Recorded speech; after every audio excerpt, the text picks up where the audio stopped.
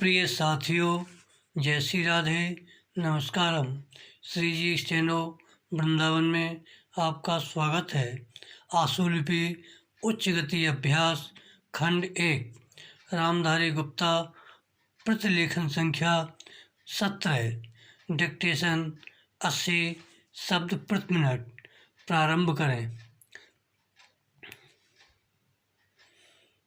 उपाध्यक्ष महोदय, मैं समझता हूँ कि अब तक इस वैदेशिक नीति पर न केवल इस ओर के सदस्यों ने ही बल्कि दूसरी ओर के सदस्यों ने भी प्रधानमंत्री जी को धन्यवाद दिया है बराम। इसलिए मैं अपनी तरफ से धन्यवाद देकर उनका बोझ बढ़ाना नहीं चाहता बराम।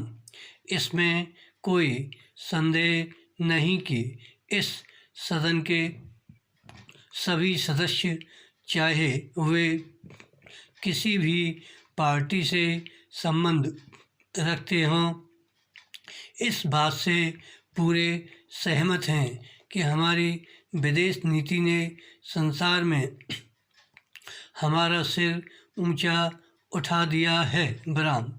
हमने पंचशील के सिद्धांत को संसार के सामने रखा है बराम।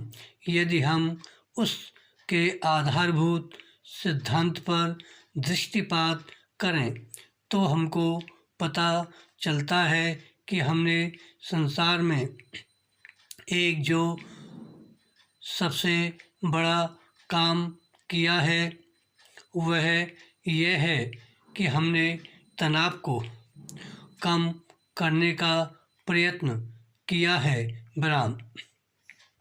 पैराग्राफ।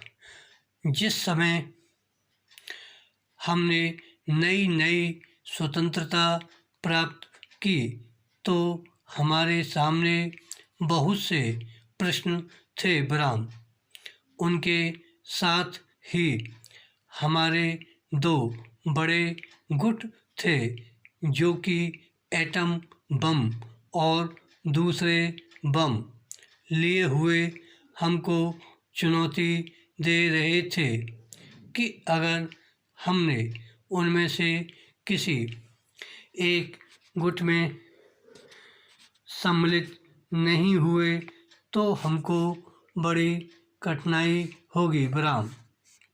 उस समय भी हमारे प्रधानमंत्री ने हमारे देश की वैदेशिक नीति को इसी स्तर पर रखा जिसके कारण आज हम संसार में अपना सिर ऊंचा उठा सकते हैं।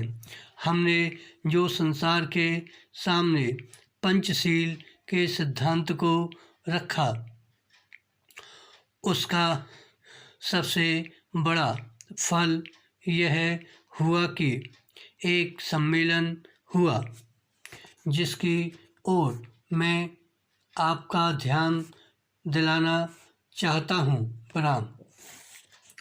इस सम्मेलन में बड़े उत्साह के साथ संसार के 29 राष्ट्रों ने, जो कि एशिया और अफ्रीका से संबंध रखते थे, यह घोषणा की कि हम संसार में तनाव कम करना चाहते हैं और साथ ही हम यह चाहते हैं कि संसार में जो विभिन्न सामाजिक और आर्थिक नीतियां हैं वे साथ साथ चल सकें बराम। हमारी वैदेशिक नीति में जो सबसे महत्वपूर्ण चीज़ है वह है सह अस्तित्व की भावना बराम। उसी भावना के फलस्वरूप हम देखते हैं कि आज कोरिया का युद्ध नहीं हुआ जो कि एक तीसरे विश्व युद्ध के रूप में परिवर्तित हो सकता है बराम। हमारी इस नीति के कारण हमारे अमरीकी मित्र हमसे कुछ अप्रसन्न भी हो गए बहरहाल। लेकिन यदि हम ऐसा न करते तो आज संसार को तीसरा युद्ध देखना पड़ता बहरहाल। मैं बहुत ज़्यादा समय नहीं लूँगा, थोड़ा ही लूँगा। धन्यवाद। श्री अरदास।